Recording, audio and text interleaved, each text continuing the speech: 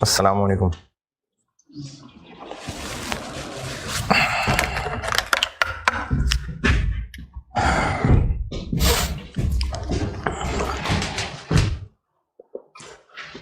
Derivatives. अच्छा, hedging पे सवाल आया नहीं बहुत अरसे से। ये 2018 में एक पार्ट के तौर पे टेस्ट हुआ था, उसके बाद हुआ नहीं है।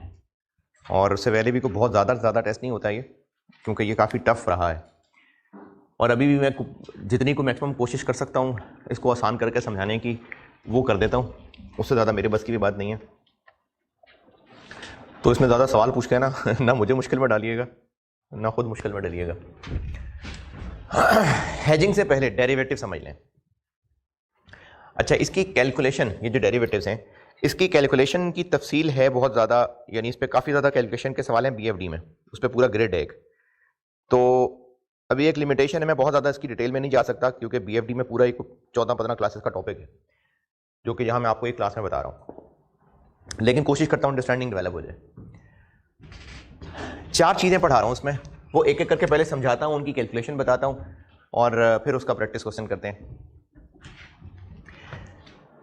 डेरिवेटिव होता क्या है ये भी इन कैलकुलेशंस को समझाने के बाद। इसमें 4 चीजें बताऊंगा, एक फॉरवर्ड, फ्यूचर, ऑप्शन और स्वैप। ये 4 चीजें बताने लगा।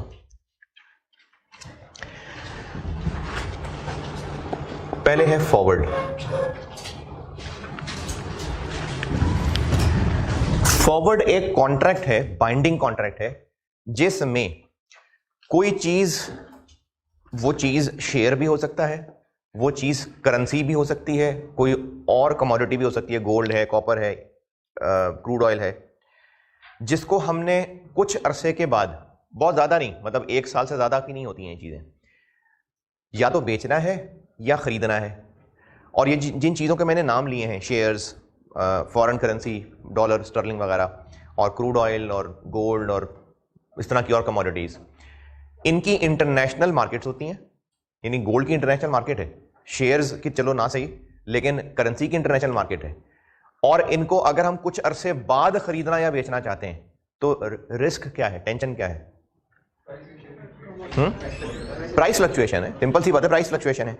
अगर हमने एक चीज इंपोर्ट कर ली है लेकिन डॉलर की पेमेंट उसको 2 महीने बाद करनी है, तो रिस्क क्या है कि 2 महीने बाद पता नहीं डॉलर कितने का होगा। अगर क्रूड ऑयल खरीदना है, इंपोर्ट करना है, तो पता नहीं 2-3 महीने के बाद क्रूड ऑयल की प्राइस क्या होगी। तो इन चीजों की प्राइस कम ज्यादा हो सकती है, ये टेंशन है। अगर हम किसी से अभी कॉन्ट्रैक्ट कर लें कि जो हमने महीने, 2-3 महीने, 4 महीने के बाद ट्रांजैक्शन करनी है, उसकी प्राइस क्या होगी, अगर अभी ही लॉक कर लें, अभी ही बाइंडिंग कॉन्ट्रैक्ट कर लें, तो इस कॉन्ट्रैक्ट को फॉरवर्ड कॉन्ट्रैक्ट कहते हैं। फॉरवर्ड मतलब एक काम हमने फॉरवर्ड में करना है, लेकिन हमने अभी से उस बाद में करने वाले काम का रेट लॉक कर लिया। तो इसमें किसी भी कमोडिटी को बाय या सेल करने के लिए, जो कि अभी नहीं, कुछ अरसे बाद बाय या सेल करनी है, उसके लिए रेट लॉक कर लिया जाए। बाइंडिंग एग्रीमेंट है, यानी अगर हमने किसी बैंक से यह एग्रीमेंट कर लिया कि हमने 2 महीने के बाद डॉलर खरीदने हैं, और बैंक कहेगा कि ठीक है, मैं आपको 260 रुपए का बेचने को तैयार हूं, तो अब बाइंडिंग कॉन्ट्रैक्ट का क्या मतलब हुआ कि हम उस बैंक से 260 का ही डॉलर खरीदेंगे, चाहे उस वक्त मार्केट में 160 का ही क्यों ना मिल रहा हो, चाहे उस वक्त मार्केट में 400 का ही क्यों ना मिल रहा हो, बैंक हमें 260 का ही बेचेगा। ये मतलब है बाइंडिंग कॉन्ट्रैक्ट का। तो बाइंडिंग कॉन्ट्रैक्ट है फॉरवर्ड कॉन्ट्रैक्ट, जिसमें कोई भी चीज जो कि कल को बाय या सेल करनी है, उसका किसी पार्टी से हमने रेट आज ही फाइनल लॉक कर लिया।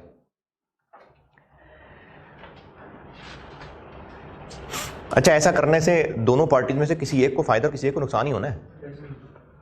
यानी अगर बैंक ने हमसे तय कर लिया ना कि वो हमें 2 महीने बाद 260 रुपए का डॉलर बेचेगा, तो या तो हमें फायदा होना है या बैंक को फायदा होना है। कैसे? अगर मार्केट में उस वक्त डॉलर ही 300 का है तो बैंक हमें फिर भी 260 का दे रहा होगा, तो बैंक 40 रुपए नुकसान में होगा।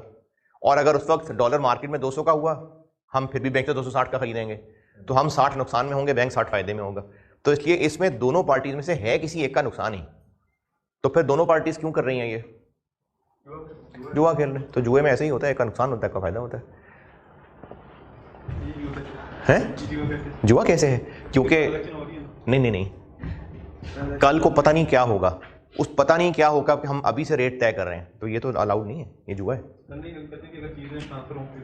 क्या मतलब कोई चीज़ हमने खरीदी है, हाँ, कोई चीज़ हमारे पास आ गई, हाँ, मतलब हमने सोना खरीदना था, हमने कहा था कल को इतना सोना हम खरीदेंगे, तो हमने जो रेट तय किया उसी पे हमने सोना खरीद लिया, तो ये जुआ नहीं है। अगर हम प्राइस का डिफरेंस एक्सचेंज कर लेते हैं, नहीं, उसके पास सोना है ही नहीं, हवा में ट्रांजेक्शन हो रही है। अगर उसके पास सोना मौजूद है ना और वो हमसे कोई महीने बाद की ट्रांजेक्शन कर रहा है, ये और चीज़ है, लेकिन उस चीज़ का वजूद ही नहीं है, वो है ही नहीं सेलर के पास, तो फिर ये सही नहीं है, तो ये जुआ है। तो फॉरवर्ड कॉन्ट्रैक्ट है कल को होने वाली परचेज या सेल का रेट अभी से फाइनल लॉक कर लेना, और है ये बाइंडिंग, हम मुकर नहीं सकते, ये फॉरवर्ड कॉन्ट्रैक्ट है। इस फॉरवर्ड कॉन्ट्रैक्ट को करके किसी एक पार्टी को फायदा होना है, किसी एक पार्टी को लॉस होना है।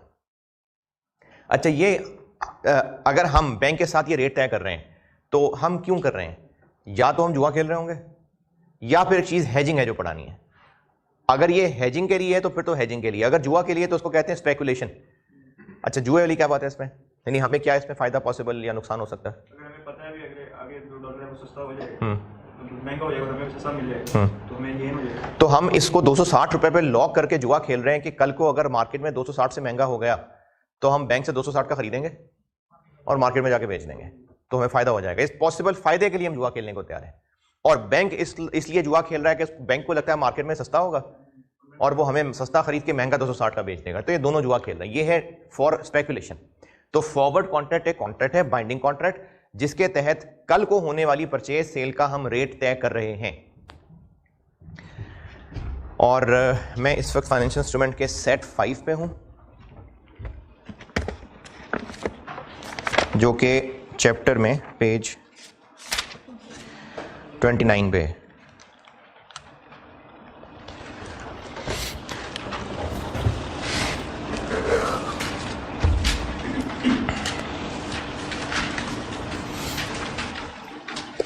पेज 29 चैप्टर में फाइनेंशियल इंस्ट्रूमेंट्स, टॉप पे थोड़ा सा नीचे एग्जांपल्स, उनमें से फॉरवर्ड बता दिया मैंने। ये आसान सा था इसलिए ये बगैर मिसाल का ही हो गया, इसके लिए सीधा सवाल ही कर लेते हैं। सवाल से पहले एक चीज पढ़ लें, पहले तो ये फॉरवर्ड की 2 लाइनें पढ़ लेना। चैप्टर में पेज 29 फॉरवर्ड एग्जांपल्स में लिखा हुआ है।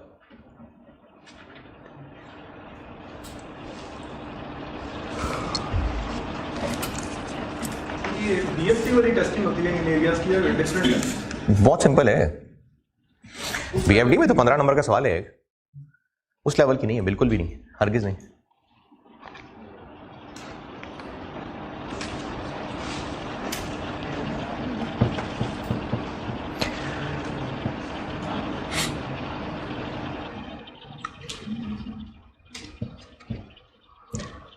हाँ जी, फॉरवर्ड की 2 लाइनें।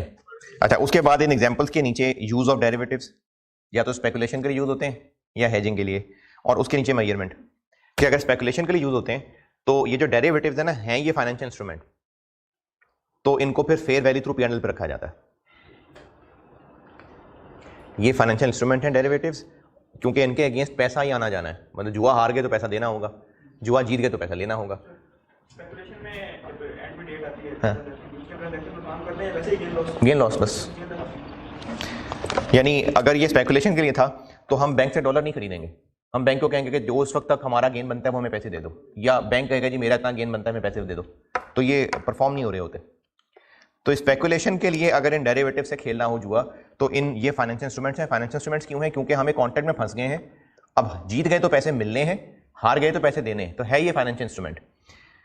लेकिन अभी अभी इस वक्त कॉन्ट्रैक्ट किया है, अभी नहीं हम हारे जीते हैं, हारना जीतना थोड़ा से बाद शुरू होगा, तो अभी इनिशियली इसके शायद कोई पैसे भी नहीं दिए जा रहे होंगे। हाँ, हो सकता है बैंक के साथ इस कॉन्ट्रैक्ट करने के कोई 2, 4, 5, 10 पैसे दिए जा रहे हो, वो ट्रांजेक्शन कॉस्ट है, वो दिए जा सकते हैं। ज्यादा बड़े पैसे एंड पे जुआ हारने या जीतने पे ही मिलने हैं। तो ये फाइनेंशियल इंस्ट्रूमेंट है, और इसमें चूंकि पैसे मिलने या देने हैं तो इसलिए ये फाइनेंशियल इंस्ट्रूमेंट है, और इसको फेयर वैल्यू थ्रू P&L पे रखेंगे। प्रैक्टिस क्वेश्चन 1 पे आ जाए, सेट 5 का प्रैक्टिस क्वेश्चन 1। प्रैक्टिस क्वेश्चंस में वो पेज 53 पे,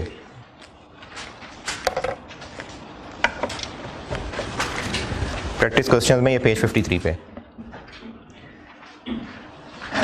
ए पढ़ लें, प्रैक्टिस क्वेश्चन 1 ए। मैं करता हूं बोर्ड पे प्रैक्टिस क्वेश्चन में पेज 53 ए पढ़ लीजिए।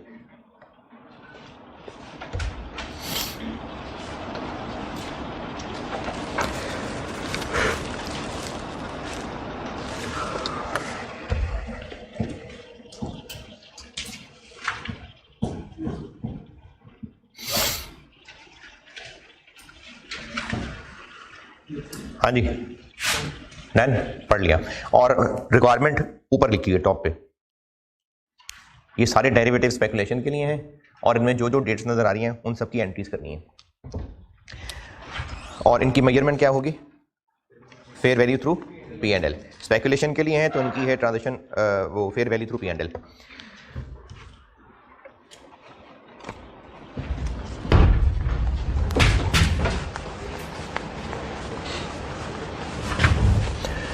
तो इस फॉरवर्ड कॉन्ट्रैक्ट के लिए जिस बैंक के साथ, अच्छा हमने बैंक के साथ फॉरवर्ड कॉन्ट्रैक्ट ये किया है कि हम 31 जुलाई को $50,000 खरीदेंगे, तो ये हमने बैंक के साथ रेट तय कर लिया 160 का। तो ये 160 का रेट तय हो गया, ये फॉरवर्ड कॉन्ट्रैक्ट हो गया। अब ये बाइंडिंग है, 31 जुलाई को हमें $160 खरीदना होगा। 1 मई का वाकया है, 1 मई को कॉन्ट्रैक्ट किया है और इसके लिए कमीशन भी दी है। तो ट्रांजैक्शन कॉस्ट है जी, कमीशन दी ट्रांजैक्शन कॉस्ट। तो इस ट्रांजैक्शन कॉस्ट को fair value through P and L expense बना देंगे। ये मैं कर रहा हूं प्रैक्टिस क्वेश्चन 1 का पार्ट ए। 1 मई 20 P and L debit, transaction cost का वर्ड लिख दें वो भी ठीक है। कैश क्रेडिट कितना, कितनी कमीशन दी है इनको? 0.5 पर डॉलर। तो कितने पैसे दिए हैं? 0.1 पर डॉलर। ये 0.1 पर डॉलर को कितने डॉलर से मल्टीप्लाई करो? 50,000, क्योंकि जितने का उनसे कॉन्ट्रैक्ट किया है उस पे 0.1 रुपये का हमने कॉन्ट्रैक्ट के चार्जेस दिए हैं। कितने? 5,000 रुपये। 5,000 रुपये कि 5,000 डॉलर?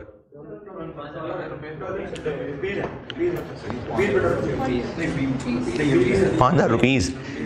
0.1 रुपीज पर डॉलर, तो रुपीज आएगा आंसर। ये हो गई transaction cost. Fair value through P and L क्या होती है जी? Fair value through P and L हर ईयर एंड पे फेयर वैल्यू पे अपडेट करेंगे और gain loss P and L में जाएगा, और फाइनली सेटलमेंट पे भी फेयर वैल्यू पे अपडेट करेंगे, वो भी gain loss P and L में जाएगा। तो ईयर एंड आ गया 30 जून। अच्छा अब देखिए 30 जून पे हो क्या रहा है। 30 जून पे ये हो रहा है कि हमने कॉन्ट्रैक्ट क्या किया था, रेट क्या लॉक किया था? 160 रुपए पे हमने रेट लॉक कर लिया था और 160 रुपए पे हमने 3 मंथ फॉरवर्ड कर लिया था। 3 मंथ फॉरवर्ड का मतलब यह है कि 1 मई पे खड़े होके 160 रुपए का रेट लॉक किया था $50,000 कब खरीदने के लिए? 31 जुलाई, मई जून जुलाई। तो ये 3 मंथ फॉरवर्ड है, यानी हमने 3 महीने बाद होने वाली एक ट्रांजेक्शन का रेट लॉक कर लिया। इसको 3 मंथ फॉरवर्ड कहते हैं।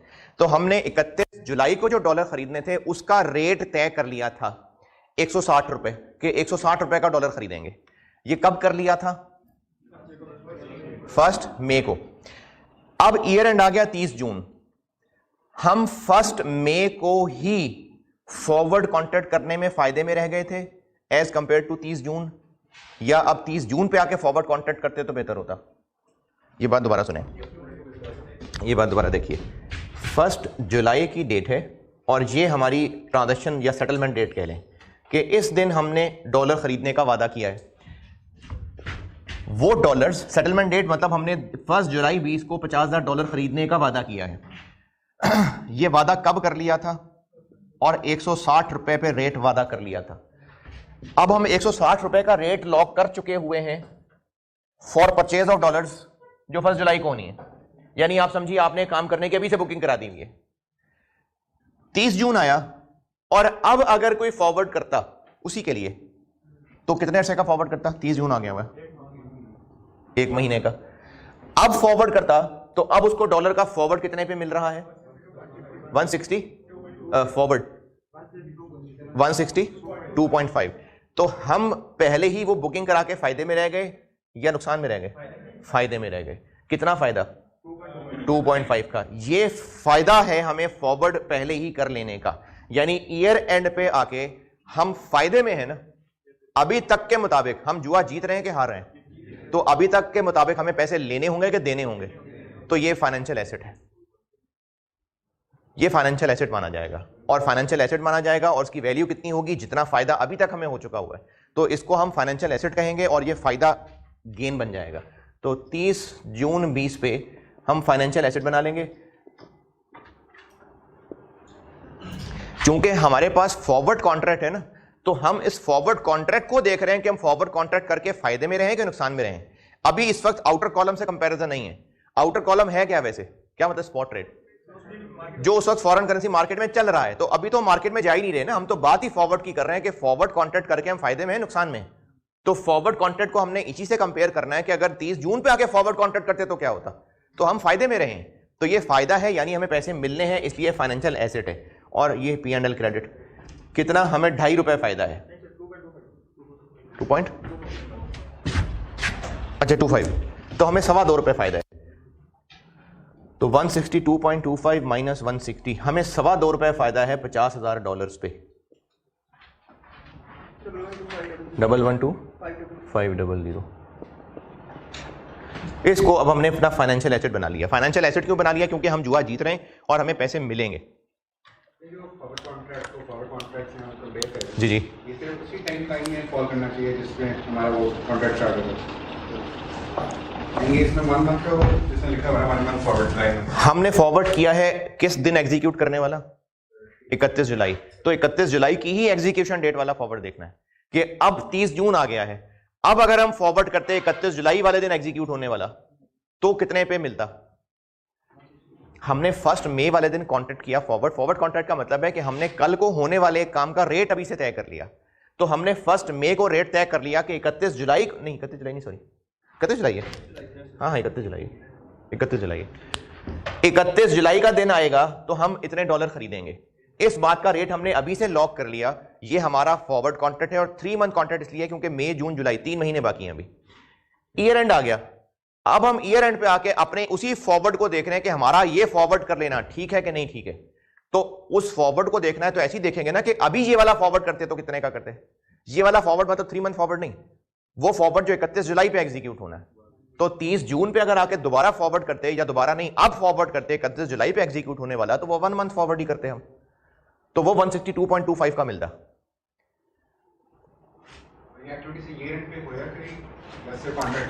मैं इसकी मिसाल और एक और तरह से बताता हूं। आपने ना एक ऑफिशियल या चलो फैमिली ट्रिप के लिए आपने जाना है मुल्क से बाहर। अब उसके लिए आपको पता है कि टिकट्स बहुत ज़्यादा महंगी होती चली जा रही हैं।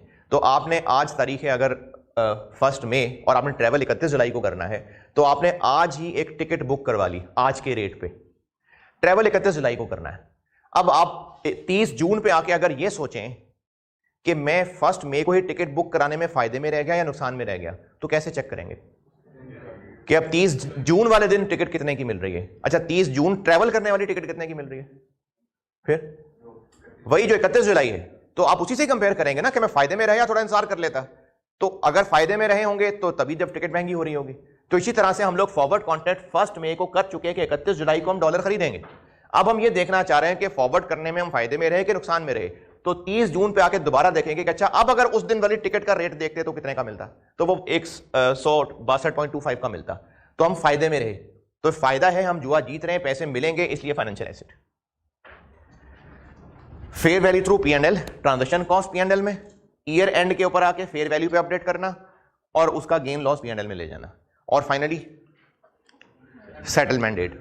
अब फाइनली सेटलमेंट डेट आ गई। अब जब फाइनली सेटलमेंट डेट आ गई तो अब फायदा नुकसान किससे कंपेयर करके होगा? उस दिन के स्पॉट से, क्योंकि उस दिन तक फॉरवर्ड कोई नहीं मिल रहा होगा, उस दिन तो पहुंच गया 31 जुलाई वाला दिन। अब जब 31 जुलाई वाला दिन आ गया तो हम मजीद फायदे में हो गए या नुकसान में चले गए? मजीद फायदे में हो गए। कितना मजीद फायदा? 1.25। यहां तक का फायदा हम रिकॉर्ड कर चुके थे ना, तो अब यहां से आगे और देखना है। तो हम मजीद फायदे में चले गए, इसलिए मजीद जुआ जीतने की पोजीशन में आ गए। तो financial asset 163.5 minus 162.25 into $50,000, 62,500 P&L। और बस 31 जनवरी खत्म, ना हमने डॉलर खरीदने थे ना बेचने थे। जिसे जुआ लगाया था उसको हमने कहा कि हमें इतना फायदा हो चुका है। कितना फायदा हो चुका है? या चलो अगर आप इसको ऐसे भी समझ लें, अगर फिलहाल ऐसे भी समझें तो भी ठीक है कि हमने फॉरवर्ड कॉन्ट्रैक्ट क्या किया हुआ है 160 पे डॉलर खरीदने का, और चूंकि मकसद सिर्फ जुआ लगाना था तो 160 का खरीदेंगे और 163 का बेच देंगे, तो फायदा आ जाएगा ना। कितना? 3.5 रुपए का। तो 3.5 रुपए का फायदा हम रिसीव कर लेंगे कैश। 163.5 माइनस 160 कितना बन गया? और अगर वैल्यूज पे गौर करें तो ये वही है जो हम ऑलरेडी फाइनेंशियल एसेट बना चुके हुए हैं, वो फाइनेंशियल एसेट हमें रिसीव हो जाएगा। ये ऑलरेडी हम फाइनेंशियल एसेट बना चुके हैं, यही रिसीव हो जाएगा। Financial asset credit, cash debit.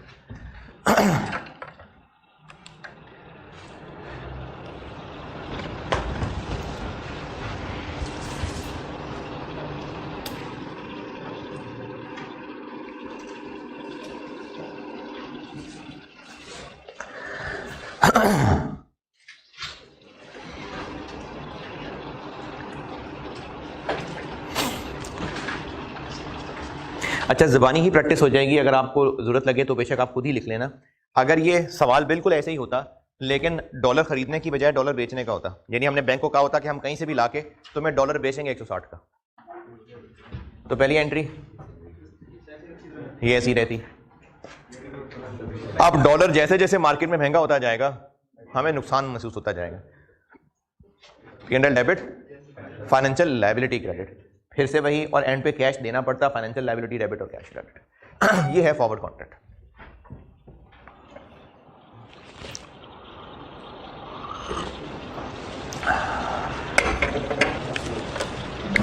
हाँ जी, फॉरवर्ड कॉन्ट्रैक्ट डन।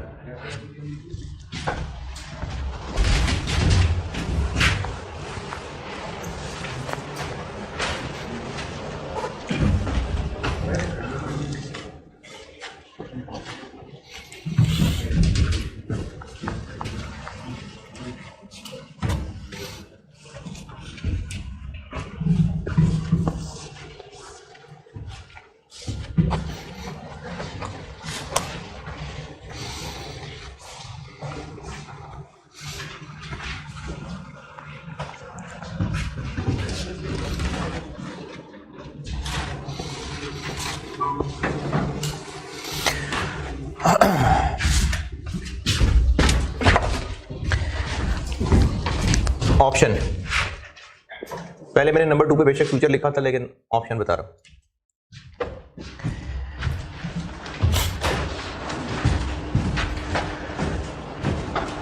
ये चूंकि आप IFRS 2 पढ़ चुके, फाइनेंशियल इंस्ट्रूमेंट्स में कन्वर्टेबल पढ़ चुके, तो इसका थोड़ा बहुत आइडिया है। ऑप्शन होती है किसी के पास कुछ खरीदने की या कुछ बेचने की। दो पार्टीज हैं ऑप्शन में,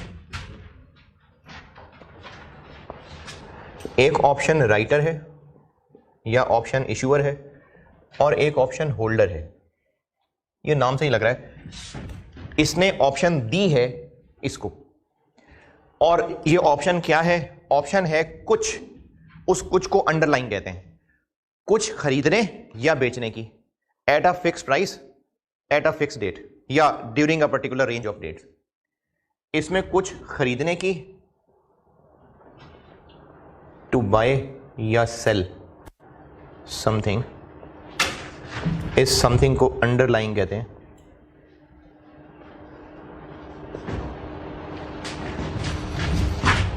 एट अ फिक्स्ड प्राइस, इस प्राइस को exercise price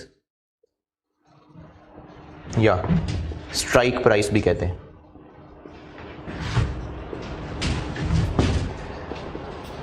at a particular date, या एट भी कह सकते हैं या टिल भी कह सकते हैं।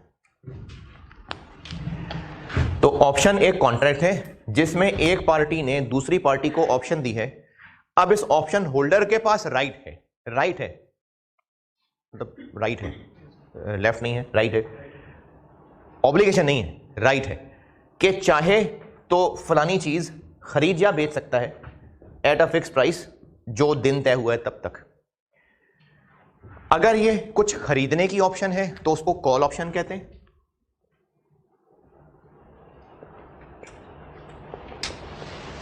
और अगर कुछ बेचने की ऑप्शन है तो उसको पुट ऑप्शन कहते हैं।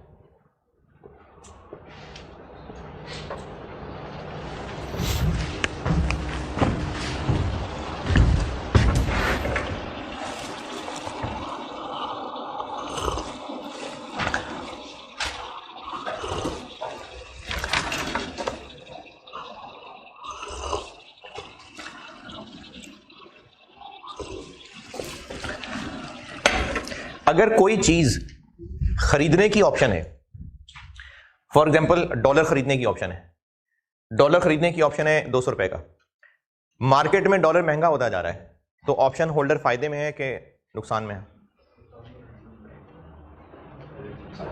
हाँ जी, ऑप्शन टू बाय 200 रुपए का डॉलर, मार्केट में डॉलर 200 से महंगा हो रहा है तो ये फायदे में है। ऑप्शन टू सेल, अच्छा, और अगर डॉलर सस्ता हो रहा है तो नुकसान में। भाई नहीं, नुकसान में नहीं बेचेगा, नहीं खरीदेगा। अगर option to sell, option to sell है कि कंपनी ए का शेयर 70 रुपए का बेच सकता है और वो शेयर मार्केट में सिर्फ 20 रुपए का है। ऑप्शन टू सेल कि कंपनी ए का शेयर 70 रुपए का बेच सकता है, ये मार्केट में वो शेयर सिर्फ 20 रुपए का है, तो फायदे में। तो ऑप्शन होल्डर या तो उसके पास ऑप्शन टू बाय होगी, इसको कॉल ऑप्शन कहते हैं, या ऑप्शन टू सेल होगी, इसको पुट ऑप्शन कहते हैं। अब इसमें फायदे नुकसान का मकसद अगर जुआ था, यानी इसने अगर 70 रुपए का शेयर सेल करने की ऑप्शन ली थी तो उसने जुआ लगाया था। जुआ यह लगाया था कि मार्केट में अगर शेयर सस्ता मिल रहा हुआ तो मैं मार्केट से खरीदूंगा और जिसने ऑप्शन दी हुई है उसको जाके बेच दूंगा, इसने जुआ लगाया था। इसी तरह अगर कोई चीज़ खरीदने की ऑप्शन थी तो उसने जुआ लगाया था कि मार्केट में अगर ये महंगा हो गया तो मैं उस ऑप्शन वाले से खरीदूंगा और मार्केट में जाके बेच दूंगा। तो ऑप्शन कॉन्ट्रैक्ट भी एक डेरिवेटिव है जो जुए के लिए यानी फॉर स्पेकुलेशन हो सकता है। इसके लिए पार्ट बी पढ़ लें ट्रांजैक्शन का।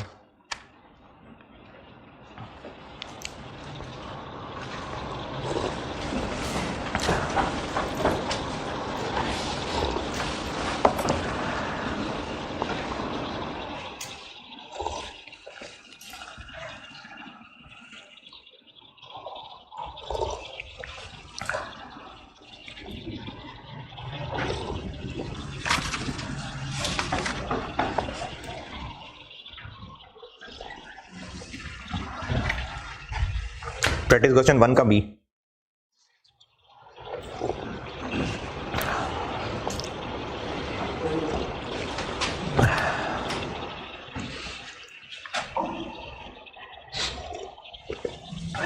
जैसे जैसे शेयर मार्केट में महंगा होता जा रहा है ऑप्शन की कीमत भी बढ़ती जाएगी। अच्छा, जरा खुद ही ट्राई करें, पहले सॉल्यूशन देखे बगैर।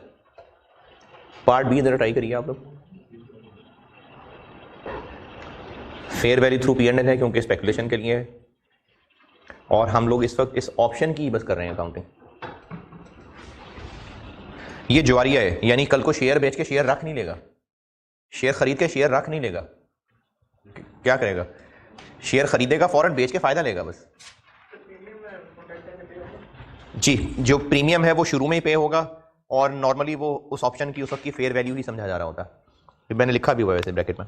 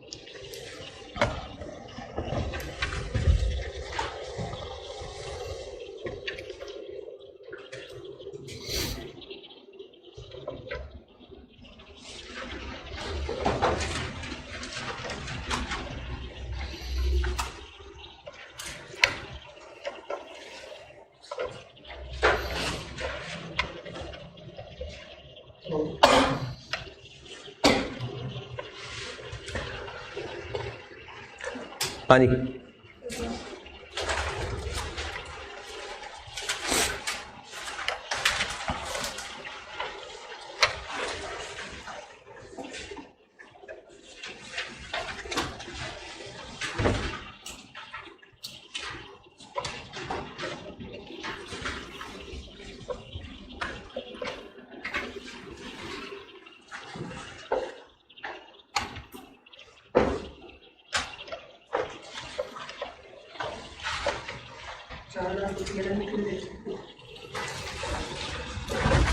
क्यों नहीं लेके गए?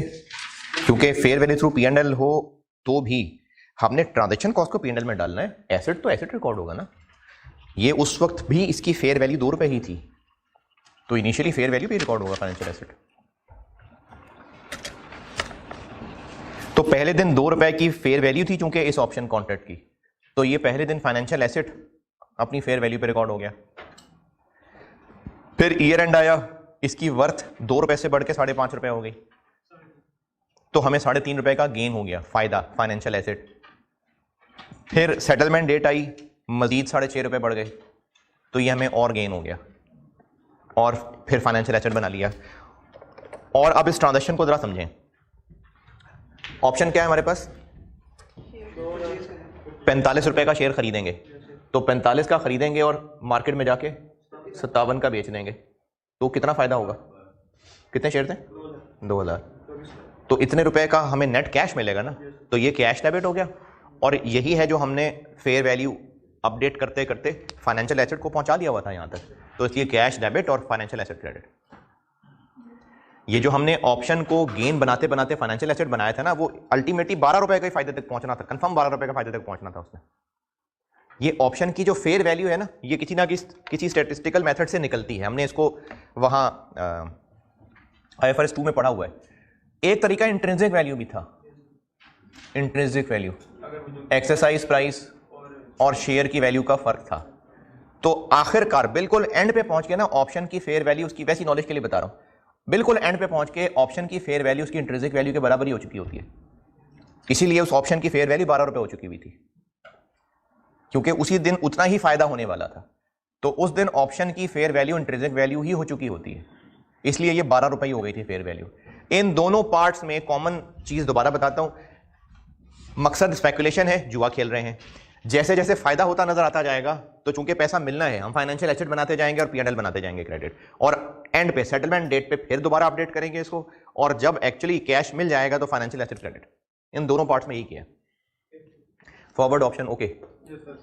इससे ज्यादा पढ़ना चाहें तो BFD में आइएगा। तीसरा, फ्यूचर।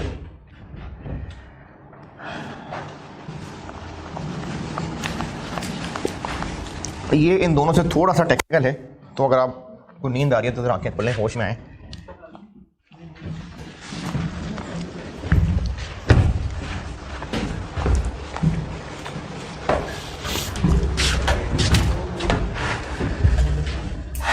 फ्यूचर कॉन्ट्रैक्ट समझ लें भाई।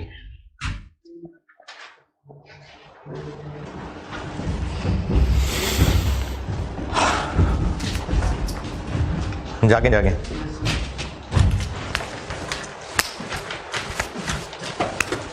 Future contract. अच्छा, जो फ्यूचर कॉन्ट्रैक्ट है ना, इसको समझाने के लिए मैं एक मिसाल दिया कर, जब से BFD पढ़ा रहा हूं तब से हर दफा ये मिसाल देता हूं। हाँ, खिलाड़ियों के नाम बदल देता होता हूं। ये मैंने मिसबाह उल हक से शुरू की थी, करते करते करते तो अब बाबर आजम पे आ जाते हैं। इसको मैं ऑफिशियली बताता हूं अभी कि फ्यूचर मार्केट क्या है, इसमें किस तरह से काम करते हैं, शेयर्स, करेंसी वगैरह सब। लेकिन इसका मैकेनिज्म समझाने के लिए एक क्रिकेट की मिसाल बताता हूं, ताकि आपको एक बार मैकेनिज्म समझ आ जाए ना, फिर मैं उसको ऑफिशियली शेयर्स और गोल्ड और डॉलर उससे रिलेट करूंगा। ओरिजिनल कॉन्ट्रैक्ट ये था पाकिस्तानी टीम कैप्टन का कि मैच फीस मिला करेगी आपको 3 लाख रुपए, चाहे जीतो चाहे हारो, हमें तुमसे प्यार है, और 3 लाख रुपए मैच फीस मिलेगी। ये ओरिजिनल कॉन्ट्रैक्ट था। लेकिन कॉन्ट्रैक्ट हो गया रिवाइज, और अब रिवाइज कॉन्ट्रैक्ट करके ये कर दिया कि अगर तो मैच जीत गए, नहीं, हाँ चलो ठीक है, तो फिर तो मैच फीस तुम्हें देंगे 5 लाख। लेकिन अगर हार गए तो फिर 1 लाख देंगे। अब मैच फीस ये भी हो सकती है, ये भी हो सकती है। अब इसमें रिस्क आ गया। किस चीज से डर लग रहा है कप्तान को? हारने से। तो अब कप्तान साहब ने पीसीबी से तो कांटेक्ट किया, साथ जाके ना एक जुए की मार्केट में जुआ लगा लिया पाकिस्तान के मैच हारने पे, और 2 लाख रुपए का जुआ लगा लिया। मैच हारने पे 2 लाख का जुआ लगा लिया है। अब देखते हैं एंड रिजल्ट क्या होगा। अब एंड रिजल्ट, अगर तो पाकिस्तानी टीम मैच हार गई तो उसको फीस कितनी मिलेगी?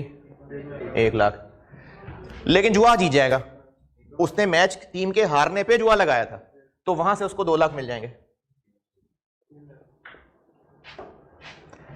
और अगर एंड रिजल्ट ये हुआ कि टीम मैच जीत गई तो उसको फीस मिलेगी 5 लाख, लेकिन ये जुआ हार जाएगा तो ये 3 लाख पे आ जाएगा। तो ये जो जुए की मार्केट है ना, ये फ्यूचर मार्केट जैसी चीज है कि जो ओरिजिनल कॉन्ट्रैक्ट है वो एग्जीक्यूट होगा, लेकिन ओरिजिनल कॉन्ट्रैक्ट में वो जिस चीज से डर रहा है उस पे जुआ खेल लेगा। ओरिजिनल कॉन्ट्रैक्ट अलग, जुए का कॉन्ट्रैक्ट अलग। ओरिजिनल कॉन्ट्रैक्ट में वो जिस चीज से डर रहा है उस पे वो जुआ खेल लेगा। अगर तो वो चीज ना हुई तो असल में फायदे में रह जाएगा, चलो खैर है, जुआ हार जाएगा। लेकिन अगर वो हो गया जिससे डर रहा था तो असल में नुकसान में होगा, लेकिन जुआ फायदा दे जाएगा। तो वो जो ऐसे ऐसे होने का डर था वो अब हेज हो जाएगा। तो फ्यूचर कॉन्ट्रैक्ट का मेन मकसद ये, मेन मैकेनिज्म ये है। ये तो मैंने खैर हेजिंग कर दी ना, लेकिन अभी मैं आपको जो स्पेकुलेशन सिखा रहा हूं तो बस सिर्फ ये फ्यूचर है कि ये टिपिकली जुआ है बस। अब वो कैसे है उसको मैं शेयर्स, डॉलर्स उससे लिंक करके फिर मिसाल देकर बताता हूं। पहले इसका सिर्फ कॉन्सेप्ट समझें कि फ्यूचर मार्केट का कॉन्सेप्ट ये था कि अगर हेजिंग करनी है तो इसको ऐसे सेट किया जाएगा कि ओरिजिनली जिस चीज से डर रहे थे उसी पे जुआ खेलेंगे, ताकि अगर वो हो गया जिसका डर था तो जुआ जीत जाएंगे, और अगर हालात अच्छे रहे तो जुआ हार जाएंगे, लेकिन कम ज्यादा होगी, कुछ अमाउंट बैलेंस हो जाएगी। लेकिन इस मिसाल से मैंने आपको फ्यूचर हेजिंग के साथ जोड़ दिया। तो अभी हेजिंग बाद में पढ़नी है, पहले सिर्फ फ्यूचर कॉन्ट्रैक्ट की बात करते हैं। फ्यूचर एग्जांपल से बताता हूं। पहले खुद एक अपनी एग्जांपल से बता रहा हूं, फिर जो वहां पार्ट सी है वो भी बताता हूं। पहले अपनी एक एग्जांपल से बताता हूं।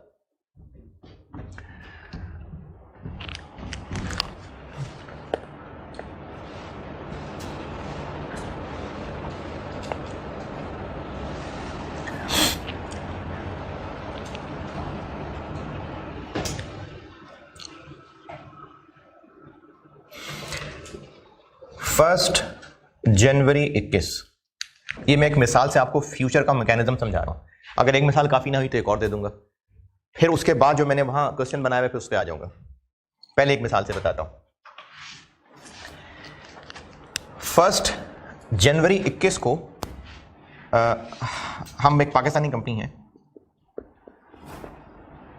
हमने कुछ गुड्स बेची फॉर $40,000 ऑन क्रेडिट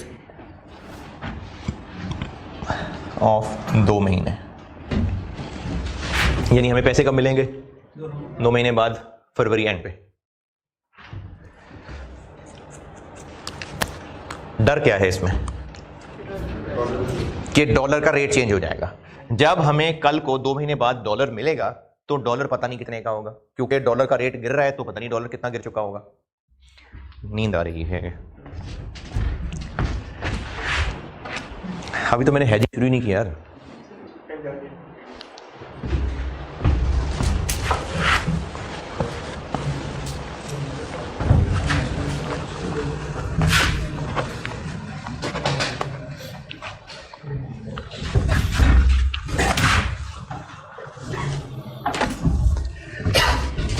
अब इनको रिस्क ये है कि डॉलर का रेट पता नहीं क्या होगा। एक मार्केट है फ्यूचर मार्केट, यहां पर डॉलर्स की प्राइसेस पे जुए लग रहे होंगे, बस यहां सिर्फ जुए लग रहे होंगे, ना डॉलर असल में खरीदे जाने ना डॉलर असल में बेचे जाने। पाकिस्तानी कंपनी 1 जनवरी को ही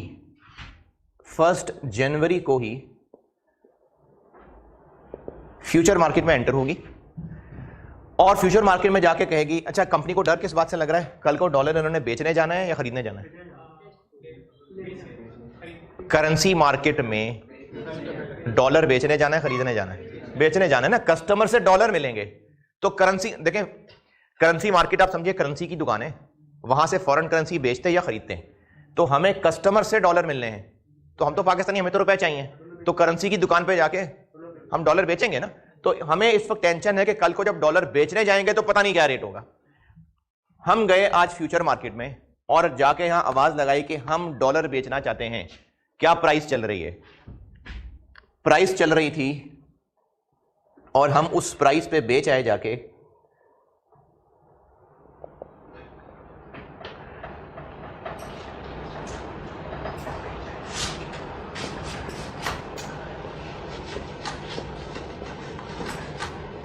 $170 का।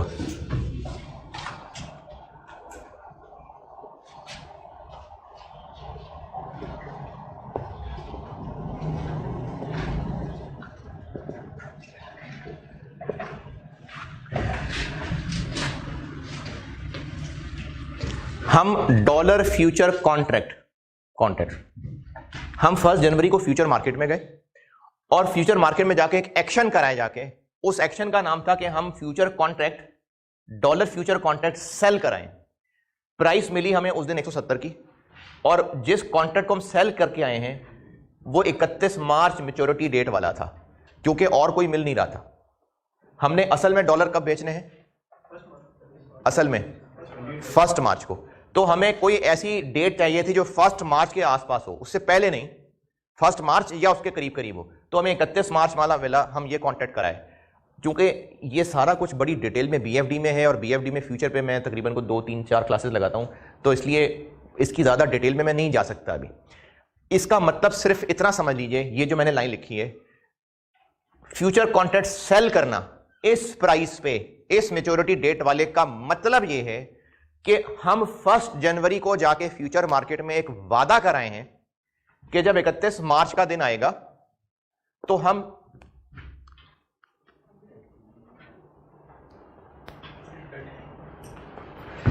$40,000 बेचेंगे इस रेट पे। हम 1 जनवरी को फ्यूचर मार्केट में जाके फ्यूचर कॉन्ट्रैक्ट सेल करने का मतलब है कि हम इतने डॉलर्स सेल करने का वादा कर आए हैं इस दिन मैं तो कह रहा हूं 1 जनवरी को, 1 जनवरी को जाके वादा करके आए हैं कि जब 31 मार्च का दिन आएगा तो हम $40,000 बेचेंगे इस प्राइस पे। ये किससे करके आए हैं, क्यों करके आए हैं? होती है कोई चीज, फ्यूचर मार्केट का होता है कोई मैकेनिज्म। हम 1 जनवरी को जाके फ्यूचर मार्केट में डॉलर्स इस दिन बेचेंगे इतने, इस रेट पे, ये वादा कराए और घर आ गए। उसके बाद 1 मार्च का दिन आ गया। 1 मार्च का दिन आया, हमें कस्टमर से $40,000 मिले और हम ये $40,000 लेके क्या करें? अब उधर नहीं जाना, करेंसी की दुकान पे जाएंगे, डॉलर देंगे, रुपए ले लेंगे। कितने के उस दिन हमें डॉलर, जो उस दिन का रेट होगा। तो 1 मार्च का दिन आया और उस वक्त जो स्पॉट मार्केट में रेट चल रहा था वो चल रहा था 160 चले, उस दिन 160 रुपए रेट चल रहा था। तो असल में हमने क्या किया होगा? असल में हम 1 मार्च को उस करेंसी की दुकान में जाएंगे, $40,000 उस दुकानदार को देंगे और बदले में कितने रुपए ले लेंगे? 160 के हिसाब से। इसको स्पॉट ट्रांजैक्शन भी कहते हैं। फिर हमें याद आया कि हम तो फ्यूचर मार्केट में वादा करके आए थे, हम फिर फ्यूचर मार्केट में दोबारा जाएंगे। अब दोबारा कब जाएंगे? यही नहीं, 1 मार्च को। 1 मार्च को यहां दोबारा जाएंगे और 1 मार्च को जब दोबारा जाएंगे यहां, तो 1 मार्च को जाकर हम एक उल्टा वादा कराएंगे। जब उल्टे वादे नहीं कराएंगे, इसका उलट वादा, बिल्कुल इसका उलट वादा करेंगे। और इसका उलट वादा ये करके आएंगे कि हम डॉलर खरीदेंगे किस प्राइस पे? जो उस दिन अब मार्केट में चल रही होगी। हम 1 जनवरी को गए थे, हमने जाके कहा था कि हम डॉलर कॉन्ट्रैक्ट करना चाहते हैं, इस मार्केट के मैनेज करने वाले ने कहा कि ये रेट चल रहा है, बताओ करना है, कर दो जी। तो 170 रुपए उस दिन प्राइस चल रही थी, उस दिन ये प्राइस चल रही थी, और ये प्राइस हमारी मर्जी की नहीं थी। हम मार्केट में एंटर हुए, फ्यूचर मार्केट में ये प्राइस चल रही, जैसे हम किसी दुकान पे जाकर कुछ चीज खरीदते हैं तो उस वक्त ये प्राइस चल रही होती है। तो फ्यूचर एक मार्केट थी, वहां पर ये प्राइस चल रही थी। ये प्राइस कैसे निकलती है, क्या होती है, सारी कहानी किसी हद तक BFD है। अभी सिर्फ थोड़ी सी कैलकुलेशन समझ ले, काफी है रिपोर्टिंग में। 170 रुपए उस दिन का रेट चल रहा था। इस नीली लाइन का इंटरप्रिटेशन क्या है कि हम 1 जनवरी 21 को गए थे और वादा किया था कि जब 31 मार्च का दिन आएगा तो $40,000 बेचेंगे इस रेट पे। ये रेट हमारी मर्जी का है नहीं, उस दिन फ्यूचर मार्केट में ये रेट चल रहा था। अब हम 1 मार्च को दोबारा फ्यूचर मार्केट में गए और अब हमने किस प्राइस के ऊपर वादा किया होगा जो उस दिन चल रहा होगा। अच्छा, मैं कहता हूं कि उस दिन चल रहा है 157 और यही 31 मार्च मैच्योरिटी वाला।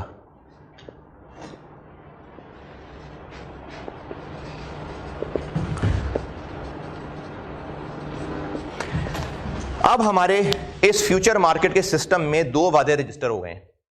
क्या क्या? एक $40,000 बेचने का और एक $40,000 खरीदने का। तो चूंकि हमारे सिस्टम फ्यूचर मार्केट के सिस्टम में हमारे 2 अपोजिट वादे जैसे ही एंटर होंगे, हमारे वो वादे हो जाएंगे आपस में कैंसिल, और उन वादों का जो नेट रिजल्ट होगा वो ले या दे के आ जाएंगे। जैसे अभी इस वक्त हमारे इन नेट वादों का रिजल्ट क्या निकला? एक हमने सेल का वादा किया हुआ है, कितने का? एक हम बाय का वादा कराए हैं। सिंपल मैथ है, बाय सेल, फायदा नुकसान, फायदा कितना? 13 रुपए का गेन है और ये 13 रुपए है पर डॉलर, तो टोटल गेन कितना ले? 13 रुपए इंटू $40,000, $5,20,000। इतना पैसा हम फ्यूचर मार्केट से लेके आ जाएंगे। तो अगर आप फिलहाल, चूंकि मैंने साथ ये हेजिंग भी इसमें थोड़ी सी बताई है, तो फिलहाल अगर आप इस चीज को छोड़ दें, सिर्फ फ्यूचर मार्केट पे फोकस करें, तो फ्यूचर मार्केट में एक दिन एंटर होना और बाद में कभी दोबारा एंटर होके अपोजिट वादा करना सिस्टम में हमारे पिछले वादे को कैंसिल कर देगा, और उस वक्त तक का जो नेट रिजल्ट है वो हम कैश ले या दे के आ जाएंगे। जी हाँ, सिस्टम के अंदर ही है, जुआ ही हो रहा है। लेकिन जब जुआ हो रहा है कि इतने के फलाने के जीतने पे इतने पैसे लग गए, फलाने के हारने पे इतने पैसे लग गए, तो अब वो जो जुआ लगा रहा है वो थोड़ी ग्राउंड में जाके खेल रहा है, वो तो सिर्फ रेट ऊपर नीचे होने के ऊपर ही पैसे जीत रहा है, हार रहा है। तो हमने इस मार्केट में जाके वादा किया कि बेचेंगे 31 मार्च का दिन जब आएगा, एक और वादा कर लिया कि खरीदेंगे जब 31 मार्च का दिन आएगा। तो हमारे इस सिस्टम के अंदर बाय सेल ने एक दूसरे को कैंसिल कर दिया, और जो एंड रिजल्ट था या तो वो गेन था या लॉस था, वो लेके, और ये बात खत्म हो गई। अभी मेरी इस मिसाल में 1 मार्च को है, कभी भी हो सकती है, 31 जनवरी को हो सकती है, हमारी मर्जी। अब ये मैंने ना चूंकि हेजिंग भी बतानी है, तो साथ हेजिंग में इसको रिलेट करूंगा कि जिस दिन फाइनली हम वो ट्रांजैक्शन करेंगे जिससे डर रहे थे, उसी दिन से 7 बंदा यहां भी भेज देंगे। लेकिन अभी फिलहाल चूंकि मैंने आपको हेजिंग से पहले स्पेकुलेशन बताई है, तो अभी आप सिर्फ फ्यूचर मार्केट का गेन लॉस समझें। ये जो हमने सेटलमेंट केस में किया है, मतलब हम अज्यूम करें कि 1 मार्च को ही हमने कर लिया है जी, ये मैंने आपको 1 मार्च के हिसाब से बता दिए, हो सकता है 31 जनवरी पे चले जाते दोबारा मार्केट में। सर ये 31 मार्च का इसमें क्या रोल है? 31 मार्च का सिर्फ इतना रोल है कि इस एग्जीक्यूशन डेट के कॉन्ट्रैक्ट्स इस मार्केट में चल रहे थे, और ये 31 मार्च तक ही हो सकता है, उसके बाद नहीं हो सकेंगे। उसके बाद हो सकता है 30 जून वाले कॉन्ट्रैक्ट मार्केट में चल रहे हो, कोई 31 अक्टूबर वाले मार्केट में चल रहे हो। 31 मार्च मैच्योरिटी डेट वाला ही क्यों लिया, ये BFD लेवल की बात है। मुख्तलिफ मैच्योरिटीज के फ्यूचर कॉन्ट्रैक्ट्स इस मार्केट में चल रहे होंगे। इस मिसाल में मैंने 31 मार्च वाला क्यों लिया, ये BFD की चीज है। बस 31 मार्च सिर्फ इस कॉन्ट्रैक्ट की एक्सपायरी डेट बता रही है बस।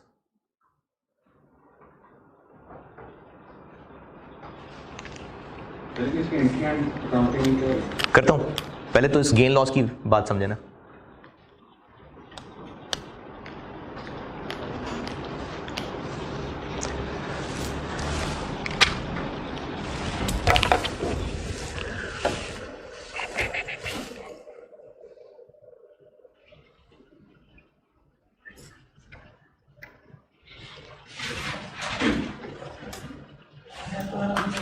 हैं?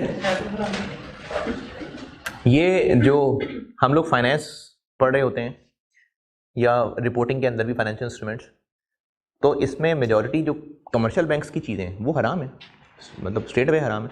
मैं तो आप ये कौन सा मैं और आप जाके वाकई जुआ खेल रहे हैं? मैं आपको पढ़ा रहा हूँ, आप पेपर पास कर रहे हैं, बस ये जुआ तो नहीं कर रहे हम। तो आप ना जाना फाइनेंशियल इंस्टीट्यूशंस के अंदर, ये हराम चीज़ें। हाँ, फॉरवर्ड कॉन्ट्रैक्ट का इस्लाम में कॉन्सेप्ट है, लेकिन उसकी कुछ शराइतें हैं, तो वो एक और चीज़ है मुझे वो याद नहीं है, पढ़ाता था किसी दौर में। और हैरत की बात यह है कि इस्लामिक फाइनेंस में ACCA को पढ़ाता था, ACCA को मैं इस्लामिक फाइनेंस पढ़ाता था, उनके कोर्स का हिस्सा था, हमारे में नहीं। MFA में नहीं है, एक छोटा सा क्वेश्चन है। हाँ, लेकिन उसे एक पेज है बस। सोर्सेज ऑफ फाइनेंस जहाँ पे है ना, उसमें पे एक पेज बना हुआ है, मतलब पाकिस्तानी CA के कोर्स में इस्लामिक फाइनेंस नहीं है। रिपोर्टिंग में वो स्पेशलाइज्ड स्टेटमेंट्स के अंदर थोड़े से इस्लामिक स्टैंडर्ड हैं, और वो जो मैं आपको पढ़ाऊंगा भी नहीं, वो टेस्ट भी नहीं होते।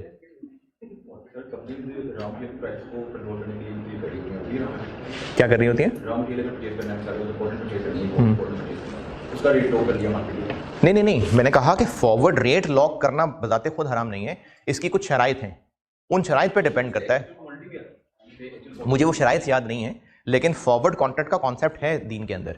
लेकिन ये जो फ्यूचर मार्केट का गेन लॉस है ना, ये तो टिपिकली जुआ हो रहा है, ये तो ख्याली चीज़ है।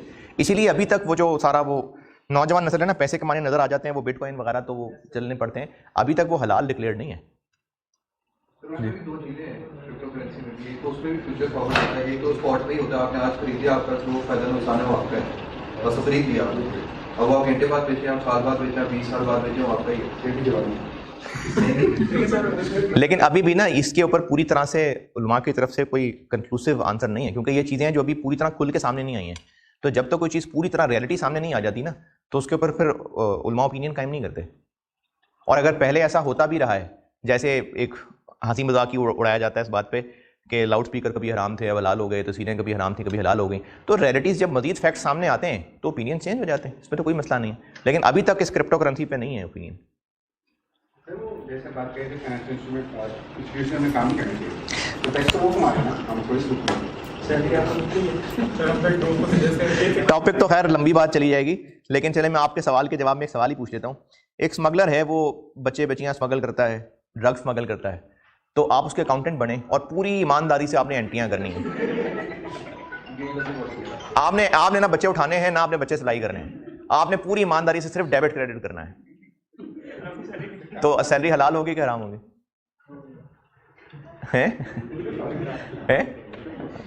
जो बिजनेसेस, क्योंकि ना अल्लाह ताला की तरफ से एक स्ट्रेट हुक्म है कि ये जो गुनाह के काम है ना, इनमें एक दूसरे की मदद ना करो।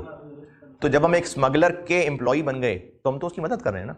तो इसलिए जो स्ट्रेट अवे हराम बिजनेसेस होते हैं, जैसे कमर्शियल बैंक हराम बिजनेस है, इसमें कोई इख्तलाफी बात ही नहीं है कि कमर्शियल बैंक हर रिबा बेच रहे हराम है। तो इसलिए उलमा जो है ना, वो कमर्शियल बैंक की नौकरी को नहीं इनकरेज करते।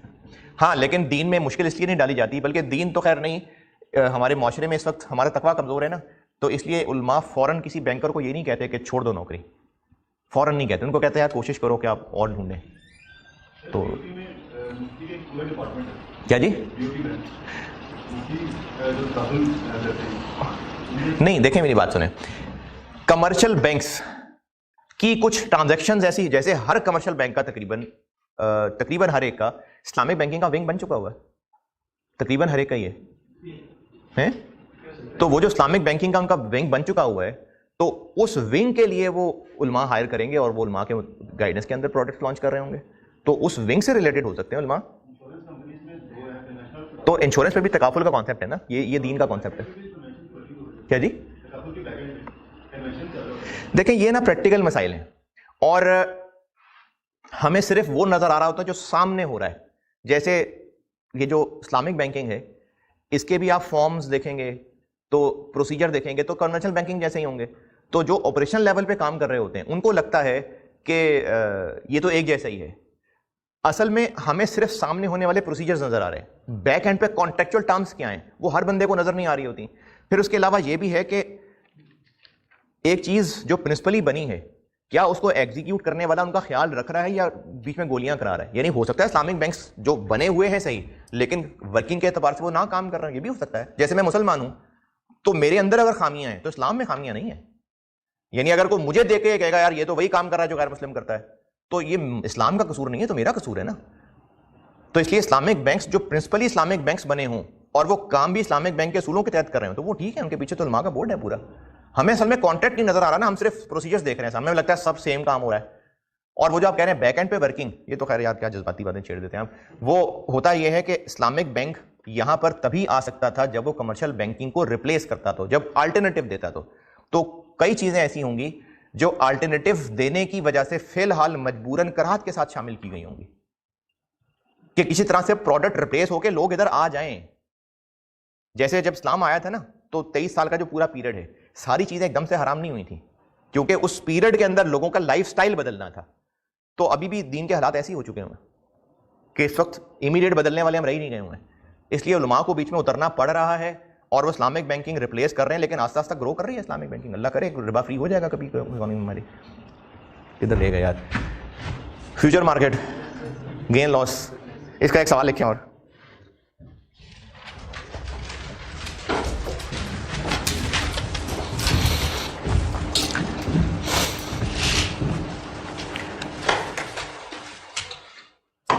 दो डेट का डाटा बता रहा हूं। एक डेट है 1 दिसंबर 21, 1 दिसंबर 21।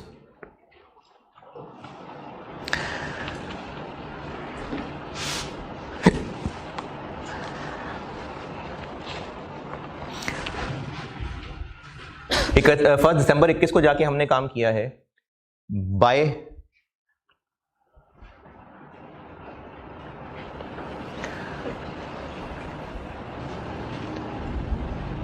Gold futures.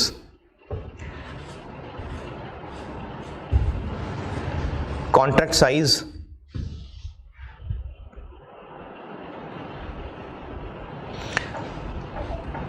साइज है 200 ऑन्सेस का। यूनिट्स कर लें, चलें 200 यूनिट्स, जो भी क्वांटिटी है इसकी वो 200 यूनिट्स हैं। और हमने जो नंबर ऑफ कॉन्ट्रैक्ट्स बाय किए हैं वो किए हैं 25। और फ्यूचर की प्राइस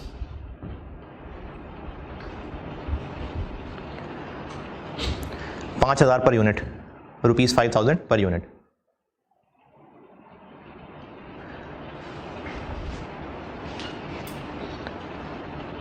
उसके बाद अगली डेट डालें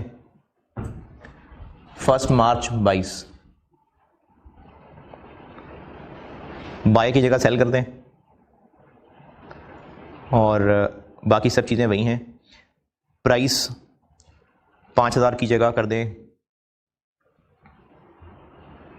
4,800, नहीं 4,700 पर यूनिट, 4,700 पर यूनिट। जब 1 दिसंबर को मार्केट में गए थे उस वक्त फ्यूचर की प्राइस 5,000 पर चल रही थी, और अब जब दोबारा हम 1 मार्च को गए तो प्राइस 4,700 चल रही है। 1 मार्च को हम फ्यूचर मार्केट क्लोज कर देते हैं तो नेट गेन और लॉस कैलकुलेट कर दें।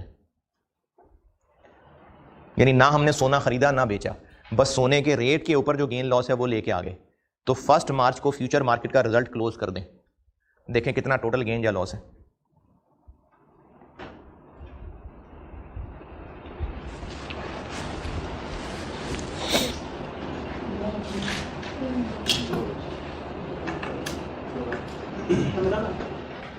पता नहीं।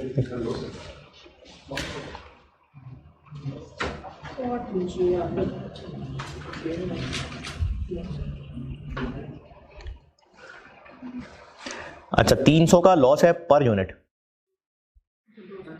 एक कॉन्ट्रैक्ट में 200 यूनिट्स हैं और हमने 25 कॉन्ट्रैक्ट्स,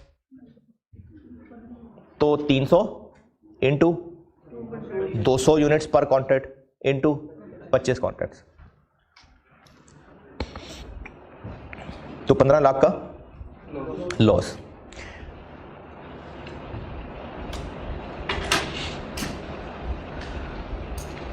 अच्छा, अब आते हैं इसकी अकाउंटिंग पे।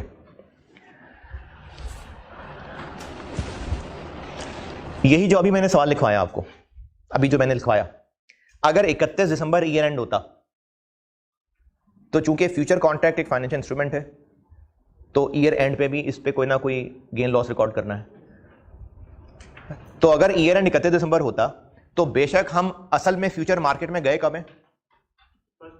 1 मार्च को, लेकिन हम 31 दिसंबर पे ईयर एंड पे कैलकुलेशन करते, पहले दिन क्या किया था जाके, सेल या बाय?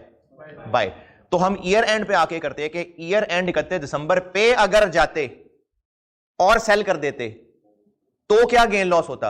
वो ईयर एंड के ऊपर गेन लॉस है। इसकी अकाउंटिंग पे आ रहा हूं कि हम ईयर एंड पे जाके कैलकुलेशन करते हैं कि इनिशियली तो बाय का कॉन्ट्रैक्ट किया हुआ है, ईयर एंड पे जाके हम सिर्फ कैलकुलेशन चेक करेंगे कि अगर ईयर एंड पे जाते इसको क्लोज करते, सेल का कॉन्ट्रैक्ट करते तो क्या गेन लॉस होता। वो गेन लॉस ईयर एंड पे रिकॉर्ड होगा और फिर फाइनली 1 मार्च को दोबारा होगा। प्रैक्टिस क्वेश्चन 1 का सी खुद ही ट्राई करके देखें, और अगर कुछ समझ नहीं आ रही क्या करना है तो पहले तो कोशिश करें, नहीं तो फिर उसका सोल्यूशन देख के समझने की कोशिश करें। प्रैक्टिस क्वेश्चन 1 पार्ट सी, पहले खुद ट्राई करिएगा। वैसे प्रैक्टिस क्वेश्चन 1 का पार्ट सी,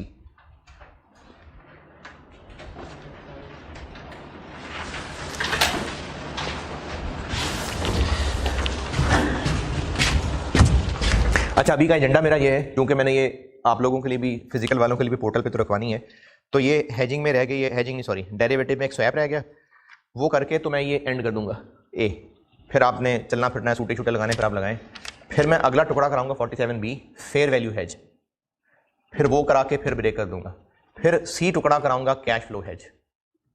ये 3 टुकड़ों में मैंने पढ़ाना है। सूरज ढलने से पहले पहले इंशाल्लाह आप घर पहुंच जाएंगे।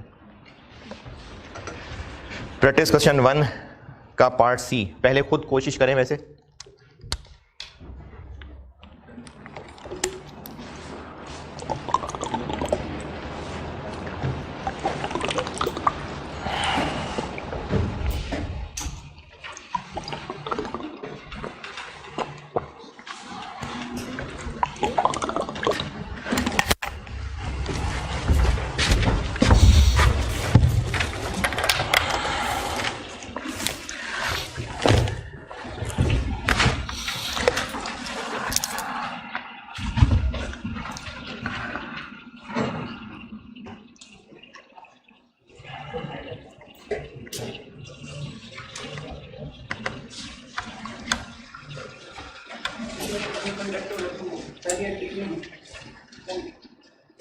पहली एंट्री कोई नहीं है, क्योंकि अभी तो सिर्फ जाके पहला कॉन्ट्रैक्ट ही किया है। अगर कोई फीस दी होती तो वो ट्रांजैक्शन कॉस्ट है, फेयर वैल्यू थ्रू P&L है तो वो ट्रांजैक्शन कॉस्ट P&L बन जाती। पहले दिन कोई एंट्री नहीं है, टाइम गुजरेगा तो हमें फायदा नुकसान होना शुरू होगा।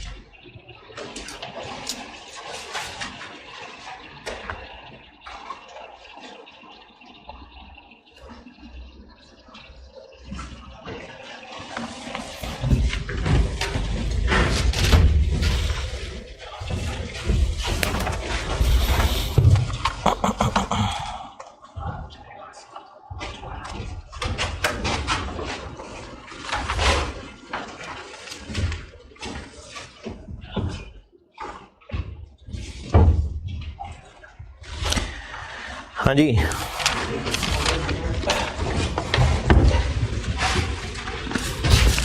डन। बाय किए हैं, कल को फिर सेल करने पड़ेंगे, और बाय किस रेट पे किए हैं?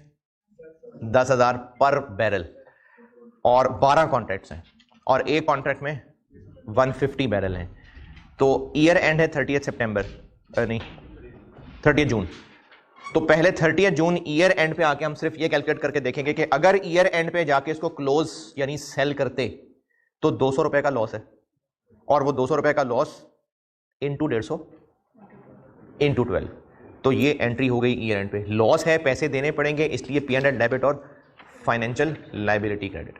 और फिर फाइनली जब 30 सितंबर को जाके क्लोज कर देंगे तो फिर मजीद लॉस हो गया, तो उस मजीद लॉस की एंट्री हो गई, और एंड पे जितना टोटल लॉस है वो पैसे दिए और जान छुड़ा के घर आ गए। हाँ जी, इस लॉस की कैलकुलेशन और एंट्री में कोई एतराज? चले, लास्ट चीज स्वैप। ये आसान सा है। स्वैप ये है कि या तो हमने लोन लिया हुआ है या दिया हुआ है, और वेरिएबल यानी फ्लोटिंग रेट लोन है। फ्लोटिंग रेट लोन का मतलब होता है कि KIBOR plus something, KIBOR Karachi interbank offer rate, और लाइबोर क्या होगा? हाँ, लंदन, लाहौर नहीं लंदन। तो काइबोर प्लस समथिंग। और ये जो काइबोर है ये गवर्नमेंट डिसाइड करती है हर महीने, और ये अपडेट होता रहता है। तो इसको फ्लोटिंग इसलिए कहते हैं क्योंकि इंटरेस्ट रेट चेंज होता रहेगा। जब गवर्नमेंट काइबोर चेंज करेगी तो इंटरेस्ट चेंज हो जाएगा। कंपनी ए है, इसने लोन लिया हुआ है 200 मिलियन का, और वो लोन इसने लिया है काइबोर पे। हर साल काइबोर अपडेट होता है, और वैसे तो हर महीने होता है, लेकिन इसके बैंक ने बताना है कि वो कब अपडेट करवाएंगे इसको। कंपनी ए को हर साल इंटरेस्ट सेम क्यों नहीं पड़ रहा होगा? क्योंकि काइबोर चेंज होता रहेगा तो उसका इंटरेस्ट चेंज होता रहेगा। एक कंपनी बी है, इत्तेफाक से उसने भी लोन लिया हुआ है 200 मिलियन, और इसको इस 200 मिलियन पे जो इंटरेस्ट पड़ रहा है वो पड़ रहा है 12% फिक्स्ड। ये भी खुश नहीं है, क्योंकि इसको लगता है कि कल को इंटरेस्ट रेट्स ने बढ़ जाना है। तो इसको क्यों टेंशन है, क्यों रो रहा है? इंटरेस्ट बढ़ जाएगा। कंपनी बी को लगता है कल को इंटरेस्ट रेट्स ने कम हो जाना है। ये भी खुश नहीं है। ये क्यों खुश नहीं है? क्योंकि इसको तो वो 12 ही पड़ता रहेगा। तो ये दो अपोजिट एक्सपेक्टेशन वाली कंपनीज हैं। इन्होंने इत्तेफाक से सेम बोरोइंग की हुई है, और अगर सेम बोरोइंग ना होती तो फिर भी जो मैं स्वैप बताने लगा हूं उसके लिए ये कोई बेसिक अमाउंट एग्री कर सकते थे, उसको नोशनल अमाउंट भी कहते हैं। इन दोनों कंपनीज की मुलाकात कराई किसी बैंक ने। उस बैंक को इन दोनों की अपोजिट सोच का पता था कि इसको लगता है कि कल को रेट्स बढ़ने कम होने, और ये काइबोर पे लोन लेके फंस चुका है, और इसको लगता है कल को रेट्स कम हो जाने हैं, ये 12% पे लोन लेके फंस चुका है। एक हल तो इन दोनों के पास ये है कि ये अपने अपने बैंक्स के पास वापस जाएं, लोन खत्म करें और कॉन्ट्रैक्ट रिवाइज कर लें, लेकिन उसमें खर्चा होगा, लोन कैंसिल करेंगे, फिर दोबारा से टाइम लगेगा। तो इन दोनों को किसी ने मुलाकात करा के कहा कि तुम चाहते हो कि काइबोर की जगह फिक्स्ड हो जाए, तुम चाहते हो फिक्स की जगह काइबोर हो जाए, तो तुम अपने अपने बैंक्स के साथ कॉन्ट्रैक्ट खत्म ना करो, आपस पे इंटरेस्ट अदली बदली कर लो। ये अपने बैंक को काइबोर देता रहे, लेकिन वो काइबोर ये उसको रीइंबर्स कर दिया करे, और ये अपने बैंक को 10 देता रहे 12, और वो उसको 12 रीइंबर्स कर दिया करे। अगर 2021 में काइबोर 13% हो गया, इन दोनों ने आपस में स्वैप कर लिया कि ये दोनों एक दूसरे को इनके इंटरेस्ट रीइंबर्स कर दिया करेंगे, इसको स्वैप कहते हैं। अगर 2021 में काइबोर हो गया 13%, तो ये अपने अपने बैंक्स को एक्चुअली क्या पे कर रहे होंगे? ये 13 दे रहा होगा, ये 12 दे रहा होगा, लेकिन स्वैप के तहत ए बी को 12 दे देगा और बी से 13 ले लेगा। तो एंड रिजल्ट इफेक्टिवली ए की जेब से 12 जा रहा होगा और बी की जेब से इफेक्टिवली 13 जा रहा होगा।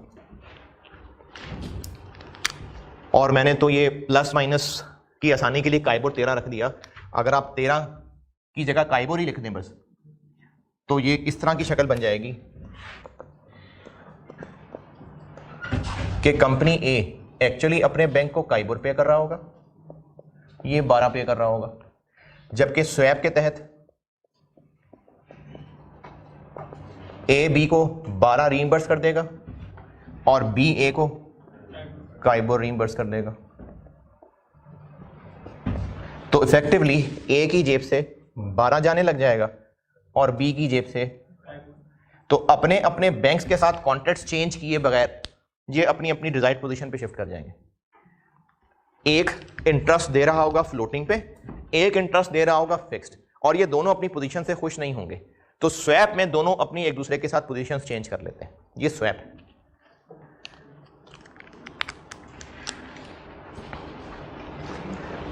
प्रैक्टिस क्वेश्चन 1 का पार्ट डी पढ़ें।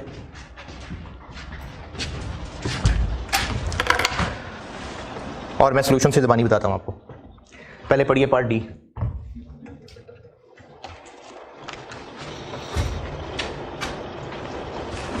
अच्छा, बी को क्या फायदा हुआ इससे? काइबोर पे शिफ्ट हो गया। फायदा नुकसान की बात नहीं है, ये काइबोर पे शिफ्ट हो गया।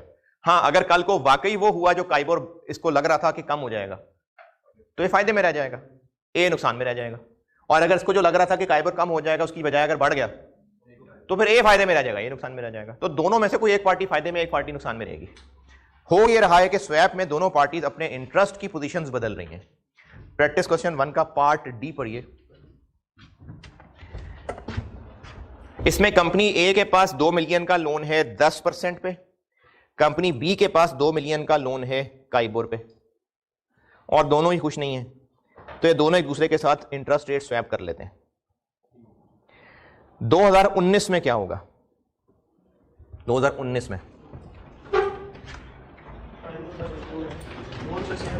बैंक काइबोर 10 है, दोनों सेम है, तो स्वैप दोनों एक दूसरे को कोई पे रिसीव नहीं हो रहा होगा। 2020 में क्या होगा? अच्छा, ये बात फिर देखिए, दोनों अपने अपने बैंक्स को ऑफिशियली जो पे करते हैं वो करेंगे, स्वैप में एक दूसरे के साथ रेट अदली बदली करते हैं। 2020 में क्या होगा? काइबोर हो गया है 8, तो कंपनी ए अपने बैंक को 10 देगी, कंपनी बी 8, और स्वैप में क्या होगा? अगर स्वैप का नेट रिजल्ट देखें तो नहीं समझ आ रही ना, नहीं आ रही। तो फिर आप उस तरह बनाएं, 2019 का भी बनाएं, 20 का भी बनाएं और 21 का भी बनाएं, इस शक्ल में बनाएं, उसके बाद समझें। 2019 वाली भी शक्ल बनाएं, क्या बनेगी? 20 वाली भी और 21 वाली भी।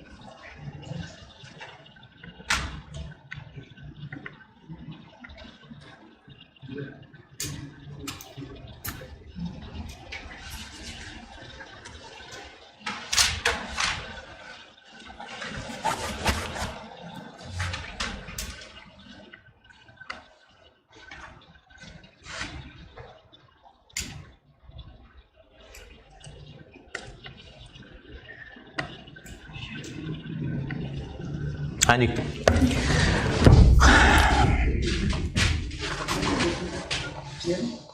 $2019 में एक्चुअली ए अपने बैंक को क्या पे करेगा 10, बी अपने बैंक को काइबोर देगा जो कि 10 ही है। स्वैप में 10 लेके 10 देना है, यानी कुछ भी नहीं करने की जरूरत है। तो दोनों को एंड रिजल्ट 10 पड़ा। 2020 ए अपने बैंक को एक्चुअली क्या देगा 10, बी देगा काइबोर। काइबोर कितना हो गया 8। स्वैप के तहत ए बी को ये उसका 8 रीइंबर्स कर देगा और बी ए को ये उसका 10 रीइंबर्स कर देगा। यानी अगर नेट रिजल्ट देखें तो बी ए को 2 दे रहा होगा। अच्छा 2% दे रहा हो, मतलब 2% कैसे दे रहा होगा, तो परसेंटेज कैसे दे रहा होगा, अमाउंट पे अप्लाई करके जो कैश आएगा वो दे रहा होगा। अमाउंट कितनी है, तो 2 मिलियन पे 2% लगा के बी ए को कैश पे कर रहा होगा। ये स्वैप का रिजल्ट है। और इसी तरह 2021 में ए अपने बैंक को एक्चुअली क्या पे कर रहा होगा, जब मेमोरी कार्ड वगैरह है ना, सब सही सही जाग रहे हैं ना, उनसे कह रहा हूं कैमरे वाले से। 10 और काइबोर 13।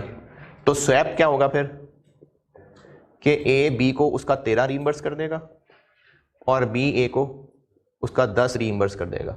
यानी स्वैप का रिजल्ट ये हुआ कि ए बी को 3% दे रहा होगा। क्या मतलब 3% दे रहा होगा, 2 मिलियन रुपए का 3% ए बी को कैश पे कर रहा होगा।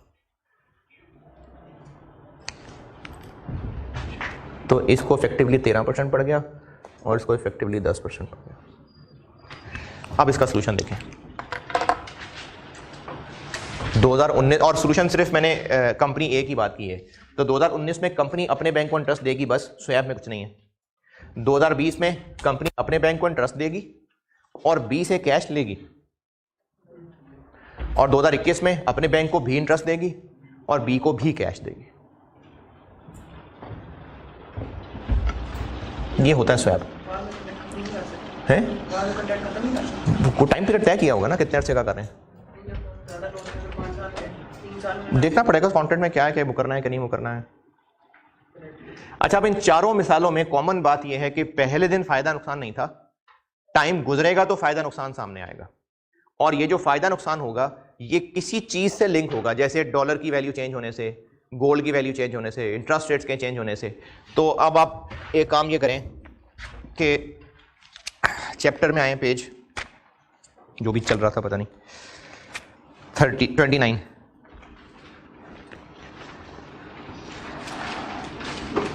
चैप्टर में पेज 29, ये टॉप पे डेरिवेटिव की डेफिनेशन लिखी हुई है, ये पढ़ के देख लें, समझ आती है तो।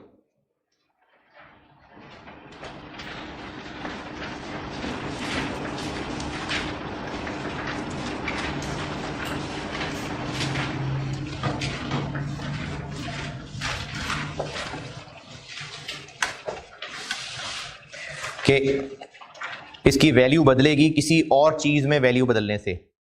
शुरू में इसमें नॉर्मली कोई वैल्यू नहीं होगी और ये कल को सेटल हो जाएगा। ये 3 पॉइंट्स लिखे हुए हैं। चले मैंने बता दिए, पढ़ना भी क्या है आपने बता दिया मैंने।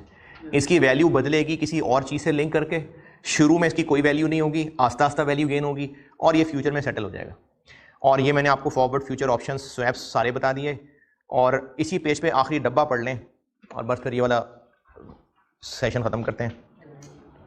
एम्बेडेड डेरिवेटिव पढ़ के देखिए, इसमें मुझे उम्मीद तो है कि काफ़ी समझ नहीं आएगा, लेकिन शायद आ ही जाए, इसलिए पहले पढ़ लें फिर बताता हूँ। पूरा डब्बा पढ़िएगा, आखिर में जाके वो जो मिसालें ब्रैकेट में लिखी है ना, शायद उससे बात समझ आए, लेकिन पहले एक बार पूरा डब्बा पढ़ लें सही।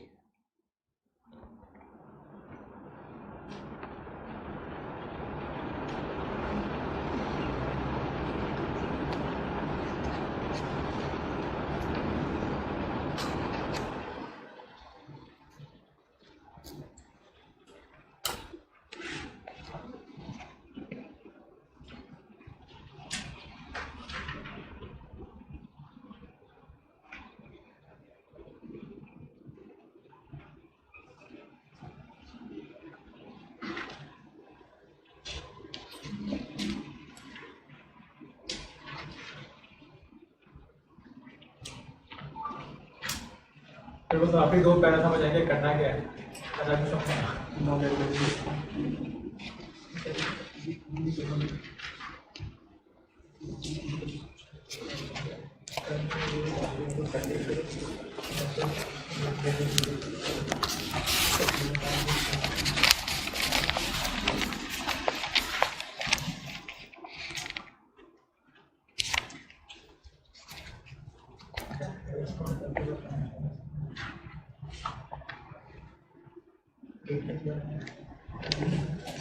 हाँ जी, चलें, कुछ भी समझ नहीं आया।